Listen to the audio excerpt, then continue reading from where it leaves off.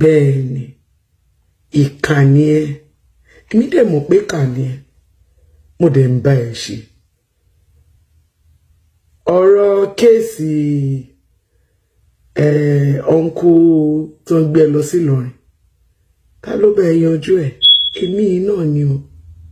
ò ní jèrè Florida. Ó ti di wòrò sí wòrò báyìí arábìnrin tí òun pẹ̀lú Lizzy Anjorin tí wọ́n jọ jẹ́ ọ̀rẹ́ tẹ́lẹ̀ rí ó ti jáde ó ti sọ̀rọ̀ wípé Lizzy Anjorin wípé ó dá òun lẹ́yìn ìgbà tí òun ti bá a ṣe ọ̀pọ̀lọpọ̀ nǹkan lẹ́yìn ìgbà tí òun ti gbà á nígbà ẹ̀rùn tí kò dẹ̀ gbà òun nígbà òjò. Ẹ̀yin èèyàn wa ọ̀pọ̀lọpọ̀ ọ̀rọ̀ ni arábìnrin yìí tí ó sọ nínú fídíò yìí ó tún ṣẹ́ ìpèlé Lizzy Anjorin ó ní wípé kò ní jèrè ọmọ ẹ̀ o èyí ti le tó báyìí. Ẹ̀yin èèyàn wa ẹ jẹ́ ká fi ara balẹ̀ kí a gbọ́ kókó inúwèé ìròyìn tí a mú wá fún yín lénìí. A ó máa play fídíò náà fún yín lẹ́kùnrẹ́rẹ́ kẹ́ lè gbọ́ nǹkan tí arábìnrin yìí sọ lẹ́nu rẹ̀ gangan ó ti yá. Ògo Florida máa dòkùnkùn torí Florida ló ṣe nà mí lẹ́gbàá bó ṣe dájú náà lèmi náà ṣe dájú bó ṣe ń bá yé àwọn èèyàn jẹ́ náà lèmi náà ṣe lè bá yé èèyàn jẹ́ ó burú gbogbo àwọn tó gbé wá sórí social media ló wá ń bá ṣe lénìí àwọn tí ò ṣe òun ro ikú sí wa spiritual ni mo sọ fẹ́yìn bíbọ̀ yìí o mi ò bá yín ṣeré fracasso. This is spiritual. Zí màmá gan kà lénìí ẹ̀ẹ̀kọ́ tẹ bá létí ẹ mọ̀ pé iṣẹ́ tí mo ṣe Zí màmá ń kà tẹ bá notice towards the end of our show ó fẹ́ lè máa sunkún because kò mọ ìgbà tó ti ń kà jáde funfun ni mí bí mo ṣe rí rèé funfun ni mí mi ò lábàwọ́n lára mi ò ń bà tèèyàn jẹ́ mi ò ní súnmọ́ ẹ torí pé mo fẹ́ bà tiẹ̀ jẹ́ bí n bọ́lọ̀ ṣe dá mi mo ṣe máa ń ṣe tí n bá rí pé wọ́n ń gbógun tìyàn tó bá wù mí kí n support ẹni náà wọ́n support ẹni náà lè má mọ̀ fún mi it's okay. Lizzy Anjorin òun ta California 1 òun ká ta California 2 àbí má worry àgbélébọ̀ àbólò burú ni wọ́n gbọ́ ọmọ lọ́wọ́ mi mo ṣe ń ṣe bí wèrè torí ọ̀rọ̀ ta ni Lizzy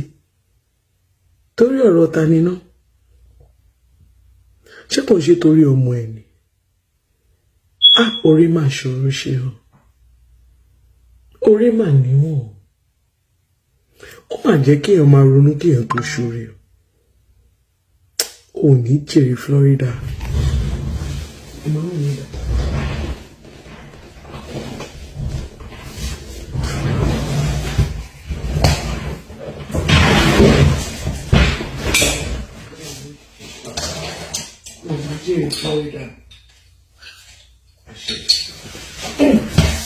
Orí mà níwọ̀n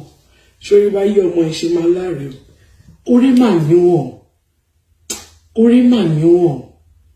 ẹ̀yin alágbára ènìyàn orí mà níwọ̀n orí mà parí iṣẹ́ má wọrí orí mà níwọ̀n mo ṣubú because mo mọ nǹkan tí ojú mi là torí mo support ọmọ ẹ̀ ó ṣèkà sí ọmọ Tóyìn wọ́n fẹ́ gba ìsan lára ẹ̀ òun kékeré èmi support ọmọ ẹ̀ nínú owó mi ẹ̀jẹ̀ mi kàn jáde lára ẹ̀ tó bá rí nǹkan tí mo là torí ìtọ́mọ ẹ̀ oore mà níwọ̀n o ìwọ alágbára obìnrin abalágbára ọkùnrin má support anybody tó bá rí tó sunkún bí àìná o oore mà níwọ̀n o bí mo ṣe support ọmọ Ògúndípẹ̀ nìyẹn wọ́n ṣe parọ́ mọ́ mi nìyẹn o oore mà níwọ̀n o àpẹẹrẹ ibi òun ni nǹkan tó ń ṣẹlẹ̀ báwo rẹ agbélégbọ́ oore mà níwọ̀n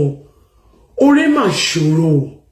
mi ò kúnlẹ̀ fún yàn mo ń bá yé Florida jẹ́ àbí àdúrà ń gbà òun rí lẹ́ta Lizzy mo fún ẹ 21 days wáké oore mà níwọ̀n oore mà ṣòro ṣóre bíi tèmi ẹ ṣọ́ra o oore níwọ̀n o ẹ ṣọ́ra o ẹ ṣọ́ oore ṣe o kò ṣe gbogbo èèyàn tó bá sunkún tó bá wá bẹ́ẹ̀ àbí tó rá bàbá pé jọ ṣe mí láàánú ni kò ṣe láàánú o wọ́n tún máa ń fi ojú àánú ẹ̀ wọ́n tún máa fi ń pọ́nyàn lójú o ẹ fọ̀rọ̀ ayé tèmi kọ́gbọ́n oore níwọ̀n oore níwọ̀n tó bá ṣoore jù àwọn èèyàn rò bí yẹ ìkàlò iṣẹ́ ni mò ń ṣe yìí oore níwọ̀n Lizzy Anjorin ìmẹ̀yẹ tó gbà